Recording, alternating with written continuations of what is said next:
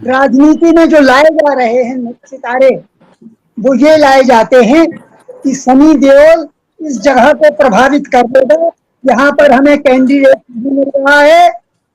हेमा मालिनी का नृत्य देखकर वहां महिलाएं प्रभावित हो जाएंगी, क्योंकि हमें वहां कैंडिडेट नहीं मिल रहा है। किसी और अभिनेता का हम क्या इस्तेमाल कर लेंगे। तो कोई अभिनेता राजनीति में किसी भी पार्टी में कोई राजनेता सिवाय उसका उपयोग कर लेने के, दोहन कर लेने के, किसी बात के लिए नहीं लाया जाता और उनकी कोई उपयोगिता नहीं।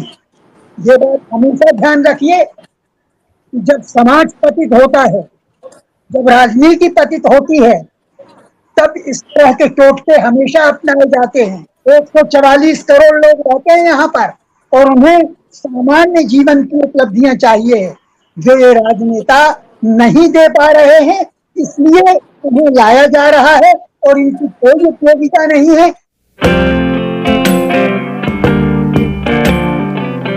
सभी दोस्तों को नमस्कार, मैं हूं संजीव श्रीवास्तव और आप देख रहे हैं पिक्चर प्लस।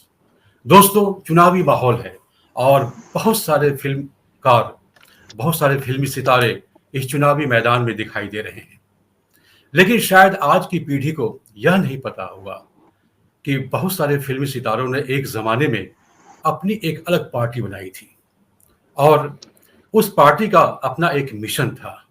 आखिर क्या था उस पार्टी का मिशन और कौन सी ऐसी पार्टी थी, और उस पार्टी में, उस पॉलिटिकल पार्टी में कौन कौन से फिल्मी सितारे थे, इन सब के बारे में आज हम चर्चा करेंगे और यह भी जानने की कोशिश करेंगे कि क्या आज की तारीख में फिल्म इंडस्ट्री में किस प्रकार की राजनीति हो रही है और क्या फिल्मी सितारों को राजनीति में अगर वो शिरकत करते हैं तो उन्हें किस प्रकार का रोल निभाना चाहिए, और उस पॉलिटिकल पार्टी का जो अपना एक घोषणा पत्र था बाकायदा, उसका जो एक मिशन था, उससे कितना और उनको इंस्पायर होना चाहिए, उन्हें याद करना चाहिए। और इस विषय पर आज हमारे साथ चर्चा करने के लिए हाजिर हैं जाने माने फिल्म इतिहासकार, विशेषज्ञ प्रहलाद अग्रवाल जी, जिन्होंने सिनेमा पर बहुत सारी किताबें लिखी है। प्रहलाद जी, आपका बहुत बहुत स्वागत है। और डॉक्टर इंद्रजीत सिंह जी हमारे साथ हैं, जिनका बहुत बहुत स्वागत है। फिल्म इतिहासकार हैं और ख़ास तौर पर आपने गीतकार शैलेंद्र के जीवनीकार के तौर पर इंद्रजीत सिंह जी, उनकी बड़ी पहचान है और सिनेमा के तमाम विषयों पर उन्होंने कलम चलाई है। हमारे साथ दीप भट्ट जी हैं, वरिष्ठ फिल्म पत्रकार रहे हैं और सिनेमा पर कई किताबें आपने लिखी है। आप तीनों का बहुत बहुत स्वागत है। दीप भट्ट जी, आप जैसा कि आपसे हमेशा चर्चा होती रही है कि फिल्मी सितारों में एक बहुत बड़ा नाम रहा हमारे समय का देवानंद साहब का, जिन्होंने एक पॉलिटिकल पार्टी का गठन किया था और उसके बारे में निश्चित तौर पर आपके पास बहुत सारी जानकारियां हैं। हम चाहते हैं कि आज के समय में उससे जरा याद करें कि देवानंद साहब को ऐसी क्या जरूरत पड़ी थी, ऐसा क्या उन्होंने महसूस किया था कि उन्होंने एक पॉलिटिकल पार्टी का गठन किया। क्या था उनके मन में, क्या था उनका मिशन? सर, इसके लिए थोड़ा सा बैकग्राउंड में ही जाना पड़ेगा। बैकग्राउंड का मेरा मतलब है, जिस दौर में वो आए थे इंडस्ट्री के अंदर, वो दौर नेहरू साहब की एरा थी जब उन्होंने ज्वाइन किया, और जब आजादी के बाद तक भी। तो उस आजादी की लड़ाई में हमारी दो धाराएं थी। एक तो कांग्रेस के नेतृत्व में पूंजीपति साहब थे खड़े हुए, और दूसरी तरफ कम्युनिस्ट पार्टी थी। उसमें भगत सिंह और बहुत ढेर सारे लोग जो शायर आज फिल्मों में हैं, वो सारे लोग। और देव साहब के तो एक तरह का समाजवादी माहौल था, और नेहरू खुद समाजवाद के लिए फिल्म वालों से कहते भी थे कि अपनी फिल्मों में समाजवाद का एक नया झोंका लाइए, देखिए दुनिया किस तरफ जा रही है। इटली का सिनेमा देखिए। तो वो मेरे ख्याल से बाइसिकल थीफ, जो उन्होंने पहला फिल्म इंटरनेशनल फिल्म फेस्टिवल आयोजित किया था, तो उसमें बाइसिकल थीफ दिखाई गई थी। राज कपूर भी थे, देवानंद भी थे, दिलीप कुमार भी थे। ये वो तो ऐसा था कि उस जमाने में एक सामाजिक सरोकार भी था एक्टर्स का, क्योंकि एक विचारधारा की राजनीति हो रही थी। और वो विचारधारा कम से कम सोवियत रूस ले लीजिए, पूरा पूर्वी यूरोप उस खेमे का था। इधर हमारे पड़ोसी के तौर पर चीन था। तो इन लोगों का व्यक्तित्व निर्माण में उस धारा का भी बहुत बड़ा योगदान है। देव साहब के बड़े भाई चेतन आनंद इप्टा से जुड़े हुए थे। देवानंद इप्टा में जाते थे, वहां नाटक भी किया उन्होंने देव साहब ने, लेकिन वो इप्टा से कभी विचारधारात्मक तरीके से नहीं जुड़े।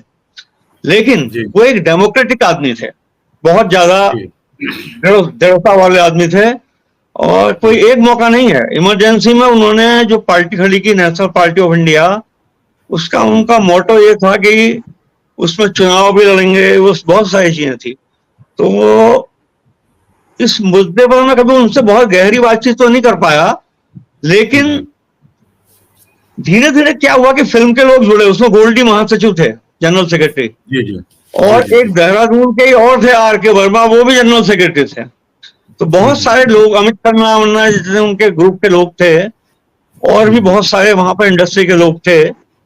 तो वो लोग जुड़े, उनसे जुड़े। उसके बाद क्या हुआ कि धीरे धीरे उनकी समझ में आने लगा, जैसा वो खुद कहते भी हैं कि उनको फिर जो उम्मीदवार नहीं मिले उस तरह के, जैसा वो सोचते थे, जैसा उनके दिमाग में था कि नई फ्रेश पार्टी बने जो समाज से जिसका गहरा सरोकार हो। तो धीरे धीरे उनका वो सपना बिखरता रहा। फिर वो जयप्रकाश नारायण से ही मिले थे। बाद में उन्होंने जनता पार्टी को जो है, जब जनता पार्टी बनी, उसको जो है उन्होंने सपोर्ट किया था।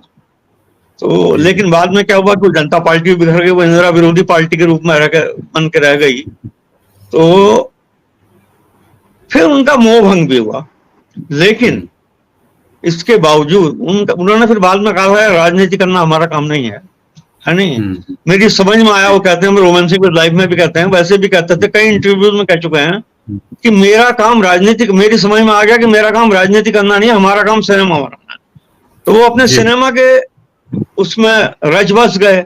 लेकिन मैं उनके सामाजिक सरोकारों की बात करूं तो जब मंडल कमीशन आया था, सर वीपी सिंह प्रधानमंत्री थे, उस वक्त वो बॉम्बे यूनिवर्सिटी में गए थे, जो लड़के आत्मदाह कर रहे थे। मेरे ख्याल से कोई मुंबई का एक्टर नहीं गया, कोई भी नहीं गया, उनका समकालीन में नहीं गया कोई। वो यूनिवर्सिटीज में जाते थे और लड़कों को समझाते थे, यार ये तुम क्या कर रहे हो भाई, आत्महत्या क्यों कर रहे हो, ये डेमोक्रेसी है, तुम्हारा मुल्क है, इसके खिलाफ आप जो है खड़े हो, आवाज उठाओ, आवाज बुलंद करो। तो ऐसे कई मौके हैं जब देव साहब का सामाजिक सरोकार नजर आता है। प्रहलाद जी से हम चर्चा करेंगे, लेकिन उससे पहले जरा हम इंद्रजीत सिंह जी से हम चर्चा कर लेते हैं पॉलिटिकल पार्टी के बारे में, खास तौर पे कि जो फिल्मी सितारों ने पॉलिटिकल पार्टी का गठन किया था, उसका अपना एक क्या खास मकसद था। डॉक्टर साहब, आप ये बताएं जरा प्लीज कि जैसा कि देवानंद साहब ने आखिरी दौर में कहा था कि पॉलिटिकल पार्टी का जो उन्होंने गठन किया है वह एक तरह से उनका एक यूटोपिया था। उनके दिमाग में एक आदर्श देश, एक आदर्श समाज, एक आदर्श स्थिति की एक परिकल्पना थी। उस वक्त की जो एक राजनीतिक परिस्थितियां थी, उन राजनीतिक परिस्थितियों का उसमें कहीं न कहीं एक विद्रोह भी था। तो आप इस तथ्य को किस रूप में देखते हैं? पॉलिटिकल पार्टी का फिल्मी सितारों का गठन किया जाना, उसमें किस प्रकार का विद्रोह था और क्यों नहीं आखिरकार वो सफलीभूत हो पाया उनका वह मिशन?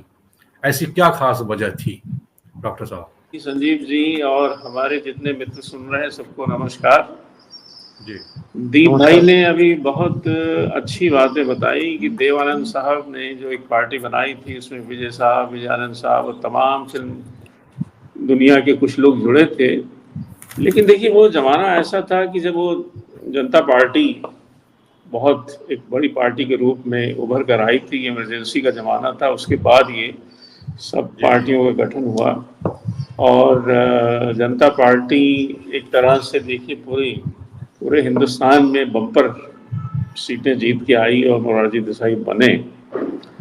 फिल्म वालों में तो मुझे लगता है तो देव साहब बड़े सक्रिय रूप से जुड़े थे, जो मुझे याद आ रहा है। और अभी ये बता रहे थे दीप भट्ट साहब, आर के वर्मा साहब जो देहरादून के एक हमारे व्यक्ति थे, वो भी जुड़े हुए थे। लेकिन अभिनेताओं की बात करें तो मुख्य रूप से देवानंद साहब।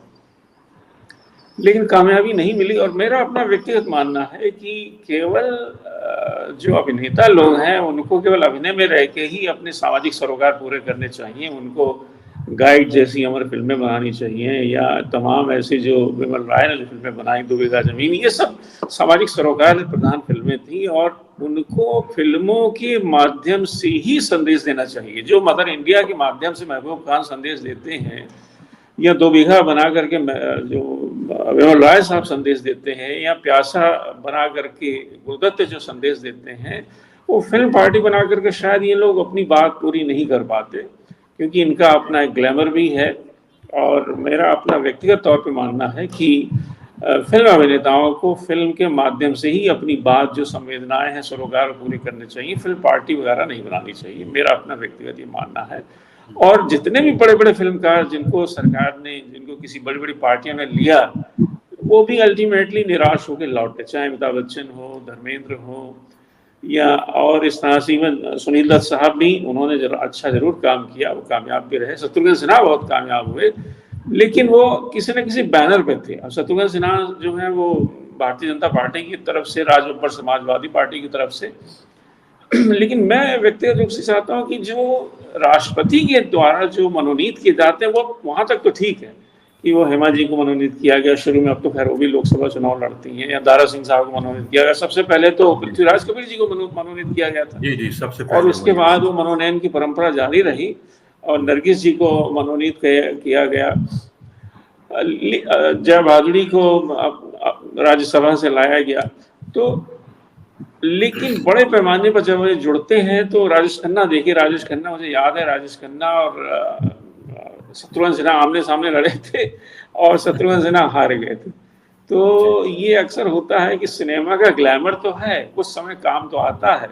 राजेश खन्ना का जो ग्लैमर था उसका लाभ तो मिला कांग्रेस पार्टी को, लेकिन अल्टीमेटली वो सब, ये लोग सक्रिय रूप से जनता के बीच जा करके उतना काम नहीं कर पाते हैं जितना कि एक नेता जो फुल टाइम काम करता है। अब देव साहब आम आदमी के बीच जा करके, क्योंकि ग्लैमर ऐसा है, इतनी भीड़ होती है, बड़ा मुश्किल होता है इन लोगों को काम करना। राजेश खन्ना भी इसलिए वो कुछ समय के लिए रहे, फिर वो भी वहां से पलायन कर गए, धर्म जी भी पलायन कर गए, अमिताभ बच्चन ने भी छोड़ दिया। हाँ, कुछ लोग रहे और अभी तक हैं, जैसे राज बब्बर साहब हैं, शबाना जी ने अच्छा काम किया, जया जी भी समाजवादी पार्टी से लगातार जुड़ी हुई हैं। लेकिन मुझे लगता है कि जिस तरह से दूसरे बाकी अभिनेता काम कर पाते हैं, उतना फिल्म वाले अपने ग्लैमर की वजह से, जनता का एक जो भीड़ आती है उसकी वजह से भी ये लोग उतना जुड़ नहीं पाते। मुझे तो लगता है कि राज्यसभा में जो राष्ट्रपति मनोनीत करते हैं, तो सबसे अच्छा काम तो मुझे लगता है एक तो जावेद अख्तर साहब ने किया।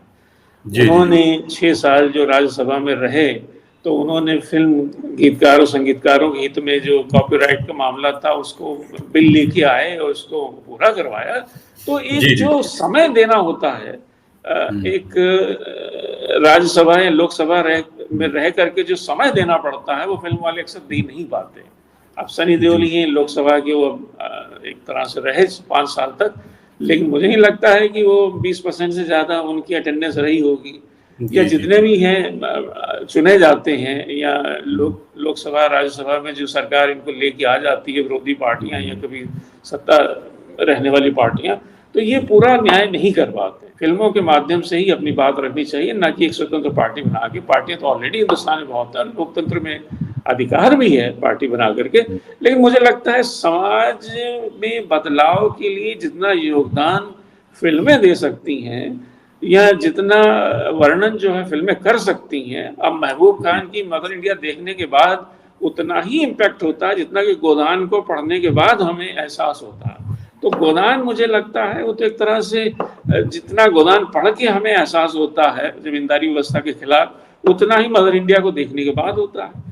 तो मुझे लगता है अच्छा फिल्मकार जो है फिल्मों के माध्यम से सामाजिक चेतना ला सकता है, प्रगतिशील चेतना ला सकता है, लोगों की संवेदनाएं जगा सकता है, एक सरोकार प्रतिबद्धता की भावना। बलराज साहनी बहुत इस मामले में आगे थे, लेकिन वो कम्युनिस्ट थे पूरे, लेकिन फिर भी वो कभी पार्टी वार्टी उसका ज्वाइन नहीं किया उन्होंने, वो फिल्मों के माध्यम से ही अपनी बात रखते रहे। तो ये मेरा व्यक्तिगत तौर पे मानना है कि फिल्मकारों को, बड़े बड़े अभिनेताओं को केवल राज्यसभा जो मनोनीत किए जाते हैं राष्ट्रपति के द्वारा, वहां तक ही सीमित है। लेकिन उसके अलावा एक फिल्मकार की हैसियत से जब ये फिल्म लोग पार्टी के चुनाव लड़ते हैं तो वो उतनी सफलता इन लोगों को मिल नहीं पाती, क्योंकि जनता से उस तरह से इन लोग जुड़ नहीं पाते, उतना जमीनी नेता इन लोग बन नहीं पाते कि इनका ग्लैमर उसके आगे आड़े आता है। ये लोग अभिनय की दुनिया में ही रहें तो ज़्यादा अच्छा है, और वहाँ रह करके अपनी सेवा करें, लोगों में संवेदना, उनके अधिकारों की बात करें, उनके कर्तव्यों की बात करें, उनके लोकतांत्रिक मूल्यों की बात करें, फिल्मों के माध्यम से भी करें तो वो ज़्यादा अच्छा है, रादर की लोकसभा और राज्यसभा में जाकर ही केवल उठाएं। तो प्रहलाद जी के पास चलते हैं। आदरणीय प्रहलाद अग्रवाल जी काफ़ी समय से उत्सुक हैं अपने विचार व्यक्त करने के लिए। बीच में तकनीकी व्यवधान भी हो गया था, क्षमा चाहते हैं उसके लिए प्रहलाद जी से। हम लोगों का सौभाग्य है कि इतने वरिष्ठ व्यक्ति हम लोगों के साथ उपस्थित हैं, अपने विचार प्रकट करते हैं। तो प्रहलाद जी, हम सवाल अब आपसे करना चाहते हैं। जैसा कि डॉक्टर साहब ने बताया और दीप जी ने बताया कि फिल्म वालों को फिल्मी दुनिया तक सीमित रहना चाहिए, डॉक्टर साहब का की अपनी एक राय है।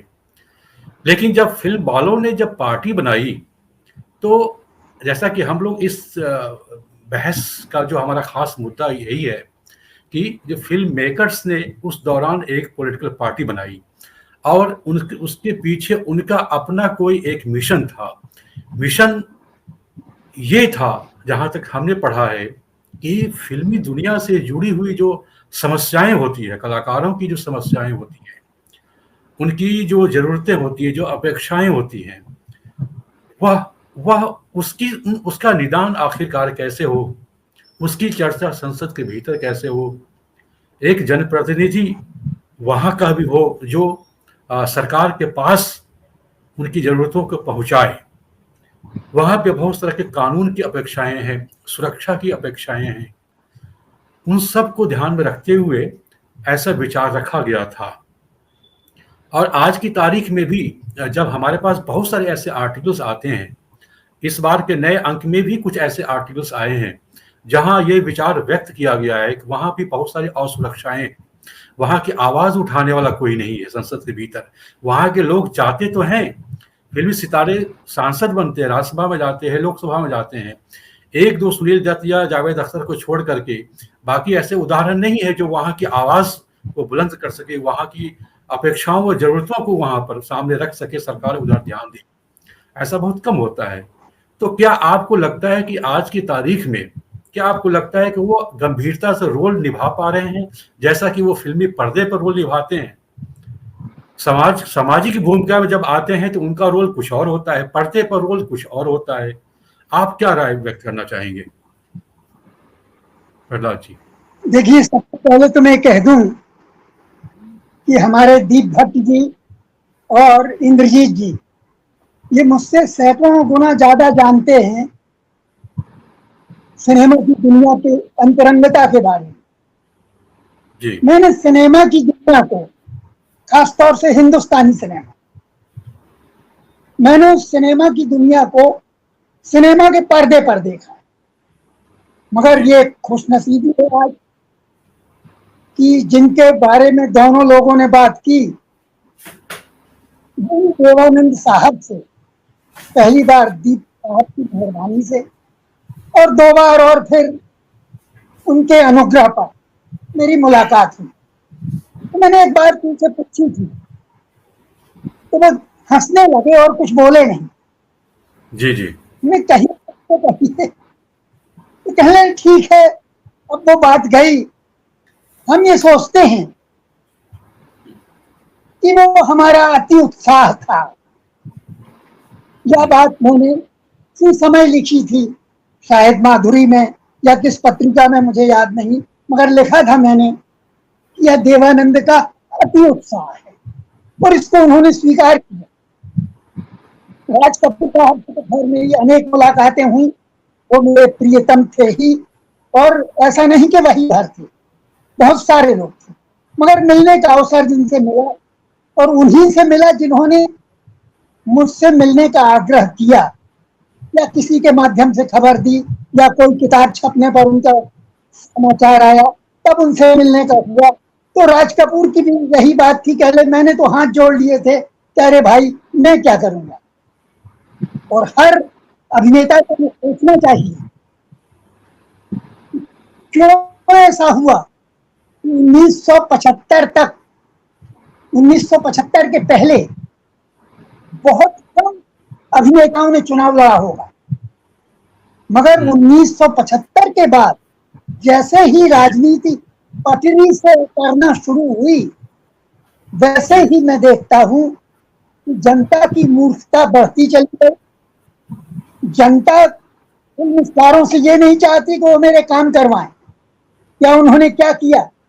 वो उनके साथ सेल्फी खींचना चाहती है, वो उनके साथ फोटो खिंचवाना चाहती है, वो उसको उनके घर में टांगना चाहती है। अमिताभ बच्चन ने तो मेरे घर के बगल से चुनाव लड़ा था, इलाहाबाद से, और हमारा पूरा शहर इलाहाबाद की यात्रा कर रहा था। अमिताभ बच्चन साहब के जो उस समय प्रोपेगेंडा को खराब शब्द मत लिया था। ख्वाजा महमूद ने कहा था कि प्रोपेगेंडा भी कोई बुरी चीज नहीं, मगर हाँ आप अपनी खराब चीज का प्रोपेगेंडा कर सकते हैं, तो हम अपनी चीज अच्छी चीज का भी तो प्रोपेगेंडा कर लें। बिल्कुल, तो बिल्कुल। अमिताभ बच्चन सब कहते थे अरे इतने बड़े आदमी के खिलाफ क्या होगा, मगर इलाहाबाद की जो जनता थी उन्हें बहुत निकट से देखने का अवसर प्राप्त हुआ। और दूसरे इस बात से कि अमिताभ बच्चन हमारे यहाँ का प्रतिनिधित्व करेंगे और वो हमारे बहुत नजदीक हैं। पर यह भ्रम दोनों जनता का भी और अमिताभ बच्चन का भी, क्योंकि आप अमिताभ बच्चन की 1000 आलोचना कर सकते हैं, मगर ये नहीं कह सकते कि वह बुद्धिमान आदमी नहीं। वह अत्यंत बुद्धिमान आदमी है। मेरी किताब ही है, उसमें मैंने इस बात का एक लंबा चैप्टर है कि वो अत्यंत बुद्धिमान आदमी है और उसने समय के साथ अपनी चीजों को परखा और वहां से हट गया। तो आज जो नेता है उनकी भूमिका सिवाय एक मूर्ति के, एक कठपुतली के अलावा कुछ नहीं है। चाहे कोई भी है, किसी का भी नाम नहीं लूंगा, चाहे किसी भी पार्टी से हो, राजनीति से वो दूर रहना चाहिए। तो या तो आप पूरा उसमें जाइए और उसके लिए समर्पित हो, मगर ऐसा करने में सिर्फ एक आदमी सक्षम हुआ, वो था सुनील दत्त जी। जावेद अख्तर साहब राज्यसभा में थे, नरगिस भी राज्यसभा में थी। देखिए राज्यसभा भी इसलिए थी कि उसमें बुद्धिमानों को, अपने अपने क्षेत्र के विशेषज्ञों को भेजा जाए। वो लोग जो चुनाव लड़के नहीं आ सकते हैं, मगर हम मानते हैं कि अपने अपने क्षेत्रों में उन्होंने अविस्मरणीय कार्य किए, उनको लाया जाए, चुन के लाए और वहां पर उन्हें बिठाया जाए। हमें बुद्धिमत्ता पत्र सिखाने के लिए राज्यसभा थी। आज राज्यसभा हारे हुए लोगों को पीछे से प्रविष्ट कराने का साधन है। तो राज्यसभा में मुश्किल से 10% लोग भी ऐसे हों जो उद्देश्य था वो पूरा करते हो, या तो वो लोग जाते हैं जब ये हार गए लोकसभा में तो किसी तरह पीछे के दरवाजे से, या जो अब लोकसभा लड़ने के काबिल नहीं रहे उन्हें राज्यसभा में भेजा जाए। तो याद रखें, कलाकार बहुत कुछ कर सकता है। और मैं यहाँ पर और बहुत सारी यदि ये बातें आपकी समझ में आए तो इसी में सब कुछ है, किसी का नाम लेने से कोई फायदा नहीं है, क्योंकि आजकल तो हमारे जो महान कलाकार हैं वो ऐसी महानता की बातें कर रहे हैं जैसे वो महानतम कलाकार हों, और उन्होंने क्या कर दिया है। जवाहरलाल नेहरू के साथ दिलीप कुमार, राज कपूर, देवानंद, नरगिस, कामिनी कौशल, यानी कौन ऐसा था जो दिलीप कुमार नेहरू जी के साथ नहीं था, मगर नेहरू जी ने इनका उपयोग करने की जरूरत नहीं समझी। और राजनीतिक पार्टियों को भी समझना चाहिए कि इनका उपयोग करने से जो वास्तविक राजनीति करता है उनको बड़ा ठेस पहुंचती है। जब आप किसी ऐसे आदमी को ले आते हैं जिसके कारण 50 साल से मेहनत करने वाला कार्यकर्ता पीछे रह जाता है, तो वह दुखी होता, और उस जो समझदार जनता है वह भी दुखी होती है। वह तात्कालिक रूप से आपको फायदा न दिला सके, मगर बड़े लॉन्ग टर्म में वो बातें जिंदा रहती हैं। और राजनीति, जैसा जावेद अख्तर ने खुद कहा था एक बार, कि इतिहास का किताब का एक पन्ना पलट जाता है तो सैकड़ों साल निकल जाते हैं, 100-200 साल निकल जाते हैं। ये 10-15 साल तो बहुत छोटा सा समय है, बहुत। मगर कलाकार की आवाज, एक फिल्मकार की आवाज 50 साल जिंदा रहे। दीप भट्ट जी के पास हम जाएंगे, लेकिन उससे पहले डॉक्टर साहब के पास हम जाना चाहते हैं। खासतौर पर एक सवाल जो हमारे जहन में आ रहा है, और जो प्रहलाद जी जिस तरह की राय उन्होंने जाहिर की, निश्चित तौर पर उसमें एक खास बात यह दिखाई देती है कि उस वक्त की जो फिल्म इंडस्ट्री थी, वहां एक नायक दिखाई देता था, एक लीडर दिखाई देता था। राज कपूर की भी अगर प्रेजेंस थी तो एक बतौर लीडर की थी, देवानंद की एक प्रेजेंस थी तो एक फिल्म इंडस्ट्री के लीडर के तौर पर थी, दिलीप कुमार भी एक लीडर के तौर पर थे, अमिताभ बच्चन का भी जो दौर आया वहाँ धर्मेंद्र, सब एक बड़े लीडर की तरह अपनी इंडस्ट्री में, अपने समाज में, अपनी सोसाइटी में, अपने परिधि के भीतर थे। लेकिन आज की तारीख में जब हम देखते हैं तो नायक विहीनता वैसे तो हर जगह है। आज आपको ऐसा नहीं लगता है कि फिल्म इंडस्ट्री में जिस तरीके का बिखराव है, वहां भी एक मोर्चा की फिर से जरूरत है, वहां फिर से एक ऐसी सक्रियता की जरूरत है? डॉक्टर साहब। जी संजीव जी, अच्छा सवाल आपका है। यहाँ मैं कुछ उदाहरण जरूर दूंगा। देखिए, साउथ इंडिया में जो हमारे फिल्म स्टार होते हैं उनको तो एक भगवान की तरह पूजा जाता है, और वहाँ वो कामयाब भी हुए, राजनीति में उतरे तो वहाँ पर भी वो कामयाब हुए। एनटी रामाराव का आप देख लीजिए, उप मुख्यमंत्री बने जी।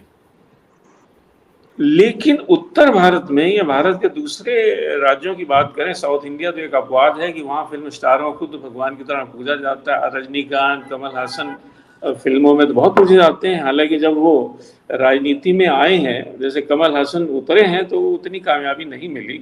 लेकिन ये बात जरूर है कि एनटी रामाराव एक अपवाद है। वो मुख्यमंत्री के तौर पर कामयाब रहे, एक फिल्म स्टार के तौर पर भी, और मुख्यमंत्री भी लंबे समय तक रहे। बाद में वो अलग है कि उन्हीं के परिवार के लोगों ने के बीच ही कुछ मतभेद पैदा हो गए, तो वो सत्ता से अलग हो गए, अलग होना पड़ा उन्हें, और अंत उनका बड़ा दुखदायी रहा। जितना आप देखिए, त्रिमूर्ति के रूप से जो फेमस रहे हैं दिलीप साहब, देवानंद साहब और राज कपूर साहब, इनका जो ग्लैमर भी था, एक सामाजिक सरोकार भी था। राज कपूर ने जो फिल्में बनाई हैं, आवारा, श्री 420 या जागते रहो, बूट पॉलिश, वो सारी फिल्में मनोरंजन के साथ साथ मैं समझता हूँ एक सामाजिक सरोकार उसमें जुड़ा हुआ।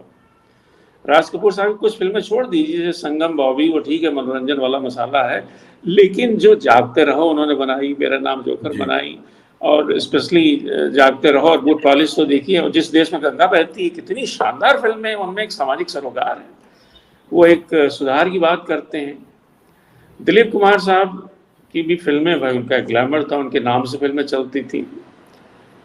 लेकिन एक दौर होता है, हर एक का एक चमक दमक होती है, धमक रहती है, लेकिन उस समय के बाद, अब 1970 के बाद ये त्रिमूर्ति का जो जलवा था बिखर गया। फिर राजेश खन्ना का जमाना आया, फिर धर्म जी का, फिर अमिताभ का वो जादू। आज के दौर में मुझे लगता है वो जो ग्लैमर होता था, जो राजेश खन्ना का ग्लैमर था, या देव साहब और राज कपूर और दिलीप कुमार का जो ग्लैमर था, वो आज के समय में उतना फैंस फॉलोइंग, मैं समझता हूँ उतनी बड़ी फैंस फॉलोइंग नहीं है। आजकल फिल्में गोल्डन जुबली और डायमंड जुबली या उससे और ऊपर वाली जितनी जुबली होती वो तो संभव नहीं। आजकल तो 3-4 हफ्ते के अंदर फिल्में जो है खेल खत्म हो जाता है, और फिर नई फिल्में। तो मेरा, आपने जो सवाल किया है, मेरा तो अब भी मानना है कि प्रहलाद जी ने भी कहा, मैंने भी शुरू में कहा कि अभिनेताओं को, फिल्मकारों को फिल्म के अंदर रह के ही अपनी भूमिकाओं का निर्वाह करना चाहिए, कर्तव्यों का निर्वाह करना चाहिए, ना कर कि सीधे राजनीति में आकर के, वो राजनीति के क्षेत्र में आकर के अपने समय को बर्बाद करें। और मुझे प्रहलाद जी ने ठीक कहा कि कुछ ही लोग सफल हुए हैं। एक तो सुनील दत्त साहब सफल रहे, शत्रुघ्न सिन्हा भी कुछ हद तक सफल रहे, वो एक तरह। लेकिन एक बात और भी है, जब एक व्यक्ति पार्टी से अलग होकर खड़ा होकर चुनाव लड़ता है, तो आप देखिए शत्रुघ्न सिन्हा को भी हार का मुंह देखना पड़ा। सामने जी। अब बहुत बड़े वो, इसमें कोई दो राय नहीं, बहुत बड़े अभिनेता हैं, बहुत बड़ी उनकी फैंस फॉलोइंग है, लगातार जीतते रहे, लेकिन जब बैनर हट जाता है, पार्टी से किनारा कर लेता है व्यक्ति, तो वो हार जाते हैं। राज बब्बर भी समाजवादी पार्टी से जब वो जुड़े रहे तो उनको जीत मिलती रही, क्योंकि वो उनको मुलायम सिंह जैसे लोगों का समर्थन मिला हुआ था। लेकिन जब ये फिल्मकार स्वतंत्र रूप से चुनाव लड़ते हैं तो शायद वो ग्लैमर केवल युवाओं पीढ़ी तक होता है वही, लेकिन आम आदमी तो नहीं वोट देना चाहता। उन्हें ये भी पता है कि 5 साल तक हमारे साथ नहीं रहेंगे, ये फिल्म स्टूडियो में चले जाएंगे, अपनी फिल्म में काम करेंगे, हमारी जो इस एरिया की जो समस्या है, पानी, बिजली, रोजगार की, ये फिर नहीं पूरी कर पाएंगे। ये तो केवल पर्दे के ऊपर ही चमक दमक धमक इनकी देखने को मिलती है, हमारे जमीन से जुड़ करके काम नहीं कर पाएंगे। वो बहुत ही रेयर लोग होते हैं, जैसे शबाना जी हैं, उन्होंने बहुत अच्छा काम किया है, वो जमीनी स्तर पे जुड़ करके उन्होंने, उनके हस्बैंड जावेद साहब ने भी बड़ा अच्छा काम किया। वो कुछ ही लोग हैं उंगलियों पर जिनको गिना जा सकता है जिन्होंने राजनीति में आकर भी अच्छा काम किया, वहाँ भी एक अच्छी पहचान बनाई। जैसे कि मैं स्पेशली जावेद अख्तर का नाम मैं लेना चाहता हूँ जी। लेकिन राजेश खन्ना भी जीत गए, पार्टी की वजह से जीते, कांग्रेस में थे, जीत गए, उन्होंने हरा दिया शत्रुघ्न सिन्हा को। लेकिन उसके बाद 2-4-6 महीने बाद ही उनको ये पता लग गया कि ये मेरा फील्ड नहीं है, क्योंकि ये लोग रोज लोकसभा में नहीं जा सकते हैं, वहाँ पर जनता की जो नुमाइंदगी नहीं कर पाते हैं और एब्सेंट भी रहते हैं, इनकी हाजिरी मुश्किल से, मुझे नहीं लगता। जैसे हमारे यहाँ तो क्या होता है स्कूलों में कि अगर आप अटेंडेंस 75% से कम है तो CBSE वाले एग्जाम में नहीं बैठने देते, यूनिवर्सिटी वाले एग्जाम में नहीं बैठने देते। लेकिन इनके में क्या है कि 10% है तब भी चल रहा है मामला, कोई पूछने सुनने वाला नहीं है। अभी कहीं मैंने पढ़ा था सनी देओल की अटेंडेंस 20% से भी कम रही है। तो ये तमाम जितने बड़े अभिनेता होते हैं उनकी अटेंडेंस वहाँ पूरी नहीं होती है, क्योंकि मूल स्वभाव इनका फिल्म में काम करने का है। तो मैं ये मानता हूँ कि इनको फिल्मों में रह के ही अच्छे रोल करने चाहिए, या अच्छे निर्देशन के माध्यम से, या जिस भूमिका में ये होते हैं कलाकार, फिल्म कलाकार, उनको वहीं। अब सत्यजीत राय जो फिल्म बना करके एक प्रभाव पैदा करते हैं और राज्यसभा लोकसभा में जाकर उतना प्रभाव नहीं पैदा कर सकते, नहीं कर सकते। और शायद यही वजह थी कि प्रहलाद जी से हम आखिरी सवाल करके इस कार्यक्रम को खत्म करेंगे, लेकिन उससे पहले दीप भट्ट जी के पास चलते हैं। दीप भट्ट जी, जैसा कि अभी डॉक्टर साहब कह रहे थे कि फिल्म मेकर को फिल्म बनाने तक सीमित रहना चाहिए और उसी के माध्यम से समाज को संदेश देना चाहिए कि उनकी क्या भूमिका हो सकती है, उनका क्या अहम रोल हो सकता है। लेकिन जब हम देवानंद साहब को देखते हैं, आप चूंकि देवानंद साहब से काफी जुड़े रहे हैं, आपकी मुलाकातें होती रही है, तो देवानंद साहब से जैसा कि हम देखते हैं कि उन्होंने अपने आदर्श, जो उनके विचार थे, उसके मुताबिक उन्होंने बहुत सारी फिल्में बनाई।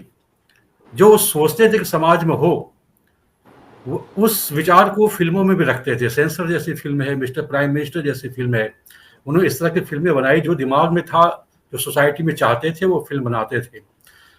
लेकिन वो सोसाइटी में होना संभव नहीं था।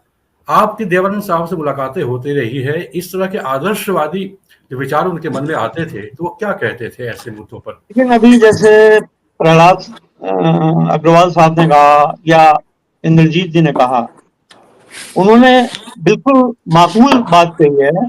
कलाकार की भी अपनी हस्ती होती है। अगर राजनेता की अपनी हस्ती होती है तो कलाकार की भी कोई कम बड़ी हस्ती नहीं होती, वो वहां रहकर भी कमाल कर सकता है। मेरा ये मानना है बेसिकली, आइडियोलॉजिकली, जितनी राजनीतिक व्यवस्था पतित हुई है, मुझसे सुनील दत्त साहब ने सीधे कहा था पहली बात, उसने कहा सिनेमा, उन्होंने कहा था सिनेमा में जो आप बिगाड़ देख रहे हैं आज के दौर में, देखिए राजनीति एक ऐसी चीज है, अगर उसका पतन होता है तो पोइट्री का भी पतन होता है, पोएट का भी पतन होता है, एक कलाकार का भी पतन होता है। फिल्में भी उस तरह की नहीं बनती, क्योंकि राजनीति संचालित करती है पूरे समाज को, व्यवस्था को। और वहां जो गए भी हैं, जैसे अभी डॉक्टर इंद्रजीत साहब ने कहा, वहां जो गए उन्होंने क्या काम किया। मैंने राजबब्बर साहब से पूछा, आप राजनीति में गए, राजनीति ने आपको बदला या आपने राजनीति को कुछ बदला है? उन्होंने इस सवाल का जवाब नहीं दिया। क्यों? क्योंकि जवाब था नहीं उनके पास। तो मेरा कहने का मतलब है, आप इंडस्ट्री में देखिए, आप अभी डॉक्टर साहब ने कहा, इंद्रजीत साहब ने, गुरदत्त ने प्यासा बनाई, जो गुरदत्त साहब ने प्यासा का एक गाना है, जिन्हें नाज है हिंद पर वो कहाँ है, वो सीधा नेहरू का एड्रेस है। आजादी को बेहतर बनाने का सवाल है, ये बात ठीक है। मुझे कई लेखकों ने कहा दीप जी वो व्यवस्था का विरोध नहीं है, वो आजादी को और बेहतर बनाने की बात कर रहा है। ऐसा है, ये जो आजादी मिल गई है हमको, ये और बेहतर बने। तो राज हमने उसी गाने से बहुत कुछ, उस गाने के बारे में मैंने इंटरनेट में भी तला था, और नेहरू साहब ये लिख रहे हैं उस गाने के बारे में, मैं गुरुदत्त को फॉलो कर रहा हूं, मैं शाहिर को फॉलो कर रहा हूं। देखिए उस समय राजनीति का ये स्वरूप था। गुरुदत्त अगर कोई शायर कोई गाना लिख रहे हैं तो जवाहरलाल नेहरू सुनते थे, है नहीं?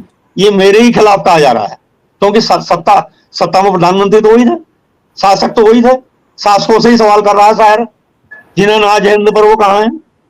तो नेहरू साहब को बात कह रहे हैं आप, जी बहुत ही अहम बात कह रहे हैं दीप साहब। नेहरू साहब को समझ में आ गया ना कि मेरे को ही कहा जा रहा है।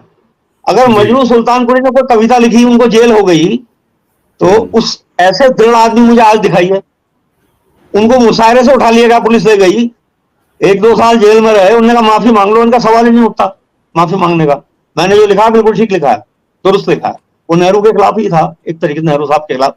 चलिए उन्होंने वो होगा। आज के कलाकारों को आप देखिए, एक तो महत्वपूर्ण सवाल इंद्रजीत साहब ने उठाया कि उनकी हाजिरी देखिए।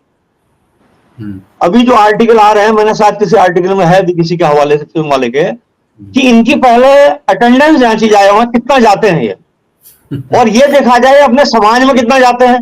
जहां मथुरा से लड़ रही हेमा मालिनी, या उधर से वो लड़ रहे, क्या काम किया उन्होंने? कोई काम नहीं है उनका। आप ये देखिए फिल्म में भी क्या समाज सेवा का अनुभव है।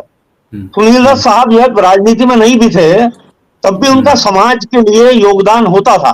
चंद्रशेखर तो राजनीति में कभी नहीं गए, जो वरिष्ठ अभिनेता थे। उन्होंने वहां के फिल्म के टेक्नीशियनों के लिए, फिल्म के और वर्करों के लिए कितनी लड़ाई लड़ी, ट्रेड यूनियंस बनवाई, दुनिया भर का काम किया। उनको तो राजनीति में जाना नहीं पड़ा, नहीं गए कभी। लेकिन काम आदमी जहां रहता है, वहां रहकर भी कमाल कर सकता है। तो मैं इस बात से सहमत करूंगा कि व्यवस्था जब पतित होती है, तो व्यवस्था से जुड़ी है सारी चीजें। कला जगत में पतन आएगा, फॉल आएगा। ये सुनील दत्त साहब का भी कहता था। उन्होंने कहा दीप जी एक सवाल में उन्होंने ये भी कहा कि आप अखबार में रिपोर्टर हैं, क्या छपता है आजकल आपके अखबार में? मैं इसी सवाल को कर रहा हूँ आपसे दीप जी। मैं यही सवाल में जोड़ना चाह रहा था आपसे कि जितने भी सवाल हमने अभी आप लोगों से किए हैं, आप सभी विद्वत जनों से किए हैं, और जो जवाब मिला है मुझे, जो भी जानकारियां हमें हासिल हुई है, और उस दौर की अगर हम फिल्मों की अगर बात करते हैं, या फिर फिल्मी सितारों की बात करते हैं, या फिर राजनीतिक शख्सियतों की बात करते हैं, तो उस वक्त की अपनी एक फिल्म पत्रकारिता भी थी। अभी आप अखबार रिपोर्टर की बात कर रहे हैं, तो उस समय मेरे मन में एक प्रश्न पहले से था कि फिल्म पत्रकारिता, आपको लग रहा है कि जैसे एक फिल्म पत्रकारिता की भी अपनी एक भूमिका होनी चाहिए थी, जो कि आज बिल्कुल ही खत्म हो गई है, क्योंकि आप खुद एक पत्रकार रहे हैं, फिल्म पत्रकार रहे हैं? नहीं, मुझे महसूस होता है सर, आज तो हमारे, अब ये एक बहुत बड़ा संयोग है कि पिक्चर प्लस निकल रही है। खासतौर पर इस संदर्भ में जिस संदर्भ में बात कर रहे हैं, जैसे आज तो सबसे बड़ा हमारे लिए विलक्षण अनुभव यह है कि ये मैगजीन निकल रही है पिक्चर प्लस, जिसमें उस तरह का हम लिख पा रहे हैं जैसा हम चाहते हैं, जैसे समाज के सरोकार होने चाहिए, उन पर लिखने की आजादी तो है उसमें हम लिख रहे हैं, बराबर लिख रहे हैं, और फिल्म वालों के हवाले से लिख रहे हैं। ऐसा नहीं है फिल्म वालों में आइडियोलॉजिकल लोग नहीं है, आज भी हैं। यशपाल है, देखो यशपाल मुखालफत करता है, यशपाल ने इस बार कितनी मुखालफत की आप देखिएगा, ये फिल्मी सितारों की जो राजनीति में जाते हैं, है नहीं है? सुधीर मिश्रा ने मुखालफत की है, जाते हैं। पंकज कपूर थोड़ा डर रहे थे, लेकिन उन्होंने ये जरूर कहा, उन्होंने कहा दीप मैं एक बात कहूंगा, जो जाते हैं वो ये सोचकर जाएं, अपना कमिटमेंट लेकर जाएं, फिर वो ऐसे नहीं खाली अपना नाम चमकाने के लिए वहां जाएं। इंडस्ट्री के लिए तो कोई काम नहीं किया। तो उस जमाने में देखिए माधुरी थी, विनोद तिवारी थे, और आपके उनसे पहले हम अरविंद जी के लेख तो रोज ही पढ़ रहे हैं, जहर मैंने पढ़ते हैं। आपको अर्थवत्ता नजर आ जाएगी कितना फॉल हुआ है। गुरुदत्त जैसी फिल्म आज तो नहीं बन रही। मैंने विजयानंद साहब से कहा था, प्रहलाद जी मुस्कुरा रहे हैं, कुछ शायद कुछ कहना चाह रहे हैं, लग रहा है इस मुद्दे पे। हमारे गुरु हैं वो, उनको मुस्कान दीजिए। मेरे भी अंदर भी गुस्सा है, जो जा रहे हैं वो क्या कल्याण कर रहे हैं जनता का, क्या नारे हैं उनके पास, मुझे बताइए। एक तो लोग डरते हैं। देखिए इसी बार का मेरा अनुभव है पिक्चर प्लस के लिए, जब मैं बात कर रहा था तो काफी लोग साइड लाइन हो गए।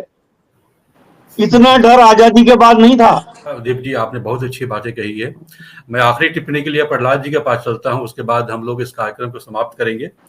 प्रहलाद जी, कुल मिलाकर के आप क्या कहना चाहेंगे? क्या लगता है आपको कि आज के जो हालात हैं, आज की जो तस्वीरें हैं, जो हमने पुराने जमाने की बातचीत की, उनसे आज के कलाकारों को, आज के फिल्म मेकर्स को, आज की जो समाज में जो व्यवस्थापक है आज के, उनसे क्या सीख लेने चाहिए? दूसरा कि आपको क्या लग रहा है कि ये जो फिल्मी कलाकार हैं, जो राजनीति में आ रहे हैं, वो राजनेताओं के हाथ की कठपुतली बन गए हैं, या आपको लगता है कि जैसे यहाँ वो केवल अवसरवाद की तलाश में आते हैं? राजनीति में जो लाए जा रहे हैं सितारे, वो ये लाए जाते हैं कि सनी देओल इस जगह को प्रभावित कर देगा, यहाँ पर हमें कैंडिडेट मिल रहा है। हेमा मालिनी का नृत्य देखकर वहां महिलाएं प्रभावित हो जाएंगी, क्योंकि हमें वहां कैंडिडेट नहीं मिल रहा है, या किसी और अभिनेता का हम क्या इस्तेमाल कर लेंगे। तो कोई अभिनेता राजनीति में किसी भी पार्टी द्वारा, फिर मैं कहता हूं कि 5-10% किया करते, किसी भी पार्टी में कोई राजनेता सिवाय उसका उपयोग कर लेने के, दोहन कर लेने के, किसी बात के लिए नहीं लाया जाता और उनकी कोई उपयोगिता नहीं। ये बात हमेशा ध्यान रखिए, जब समाज पतित होता है, जब राजनीति पतित होती है, तब इस तरह के टोटके हमेशा अपनाए जाते हैं, और ये हर क्षेत्र में होता है। पहलवानों के क्षेत्र में भी होता है और कमजोरों के क्षेत्र में भी होता है। तो ये सिनेमा को अपनी मर्यादा समझना चाहिए। इन्हें राजनीति से कुछ मिलने के वाला है नहीं। जब ये मिलने वाला है तो इन्हें राजनीति पर समर्पित हो जाना पड़ा। बिना समर्पण किए भगवान भी नहीं मिलते। इन्हें सामान्य जीवन की उपलब्धियां हैं, सामान्य जीवन की उपलब्धियां ईश्वर को पाने से ज्यादा महत्वपूर्ण है। 144 करोड़ लोग रहते हैं यहाँ पर, और उन्हें सामान्य जीवन की उपलब्धियां चाहिए, जो ये राजनेता नहीं दे पा रहे हैं। इसलिए उन्हें लाया जा रहा है और इनकी कोई उपयोगिता नहीं है। ये किसी किस्म का कोई प्रभाव नहीं, समाज पर तो नहीं डाल पाते। ये समाज पर सिर्फ ये प्रभाव डाल पाते हैं कि देखो हम इनके साथ हैं, तुम इन्हें वोट दे दो, हमारे कारण वोट दे दो। प्रजातंत्र वोट की राजनीति का नाम नहीं है। जो 1970 के बाद जिस तरह से राजनीति का पतन हुआ, उसका कारण है। क्यों ये लेखक को नहीं लाते? क्या आज अच्छे लेखक नहीं है? क्यों ये किसी नर्तक को नहीं लाते? क्यों ये किसी पेंटर को नहीं लाते? उनसे बड़ा काम किया, परंतु उनको नहीं लाया जाए, क्योंकि उनके कारण हम जनता को बेवकूफ नहीं बना सकते। तो इनका उपयोग सिर्फ जनता को बेवकूफ बनाने के लिए किया जाता है। तो जनता जब जागृत होगी, जब भीतर से जागेगी, तो इनकी फिल्में भी असफल हो जाएंगी। और आज भी इनकी फिल्में नहीं देख रहे, प्रचार कर रहे हैं लोग, बहुत अधिक ऊंची ऊंची बातें कर रहे हैं, मगर बहुत नीचा काम कर रहे हैं। इस समय तो पैसा भी नहीं आ रहा है। बंबई की फिल्म इंडस्ट्री तो मरी पड़ी है, और साउथ इंडिया में जो है वो आज से नहीं है। साउथ इंडिया में जो नेता हैं, जो डीएमके के नेता थे, फिर एआईडीएमके थे, और जो शुरू आई करुणानिधि से लेकर, वो एक लंबी परंपरा है। और वहां पर मूर्ति पूजा और इस स्तर तक है कि वहां पर आज भी जितनी तिरुपति की पहुंच है, जितनी तिरुपति मंदिर की पूरे हिंदुस्तान में, जितनी, क्या मैं कहूँ, दुनिया में जितनी महत्व, जितनी उसकी पूजा है, उतनी तो हमारे यहाँ के किसी मंदिर की नहीं है, पूरे उत्तर भारत की, अभी इंक्लूडिंग राम। तो याद रखिए, दक्षिण भारत को उत्तर भारत से मिला के नहीं देख सकते। दक्षिण भारत में सामान्य सिनेमा घरों की परंपरा है, जबकि पूरे उत्तर भारत में छिन्न भिन्न हो चुकी है।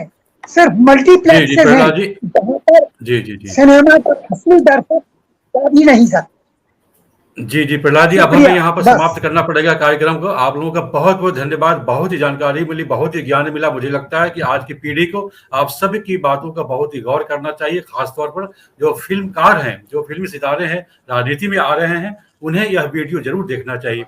बहुत बहुत धन्यवाद। फिर मिलेंगे। देखते रहिए पिक्चर प्लस, जिंदगी का बायस को। नमस्कार।